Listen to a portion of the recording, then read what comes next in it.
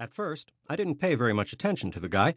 I was washing my hands in the men's room of a movie theater on 42nd Street, and in a place like that, it's not an especially good idea to pay too much attention to anybody, or you could wind up getting more involved than you might want to.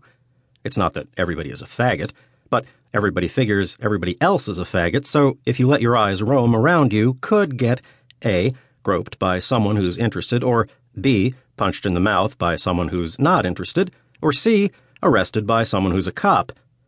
If any of these things happened, I would have had to leave the theater probably, and I didn't want to.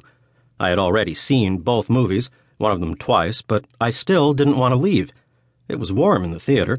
Outside it was cold, with day-old snow turning from gray to black, and once I went out there, I would have to stay out there, because I had no other place to go. Which is not entirely true. There was this apartment on East 5th Street between Avenues B and C where I could stay if I really had to. Some friends of mine lived there, and while it wasn't exactly a crash pad, they would always let me have a section of floor to sleep on and a plate of brown rice to eat. They were into this macrobiotic thing, and all they ever ate was brown rice, which is very nourishing and very healthy, and very boring after not very long. I could go there and eat and sleep and even talk to people, although most of the people you found there were usually too stoned to say very much. But the thing was that I only had a quarter, which is a nickel less than the subway costs. It was too cold to walk that far, and it was just about as cold inside that place as it was outside because there was no heat. My friends had been using the stove to heat the place. That hadn't worked too well in the first place, and it worked less well when Con Ed turned off the gas and electricity for non-payment.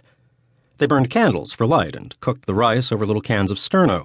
A couple of times, Robbo had burned old furniture in the bathtub for heat, but he had more or less given this up, partly because heating the bathroom didn't do much for the rest of the apartment, and partly because there was a good chance the whole building would go up sooner or later. The point of this is just that I was washing my hands and not paying much attention to anything else until I happened to notice this guy take a wallet out of his pocket and start going through it.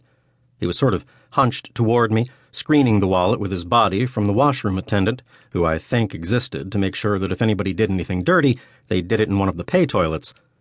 The guy with the wallet went through all the compartments of the thing, taking out money and plastic cards and things, and jamming everything into his pockets. Then he put the wallet in another pocket, took out a comb, combed his long dark hair into a DA, and left. I turned and watched him, and on the way out, his hand dipped into a pocket and came up with the wallet and dropped it into the wastebasket. There was this huge wastebasket on the opposite side of the door from the washroom attendant, and the guy with the DA did this whole number in one graceful motion, and the attendant never saw what happened.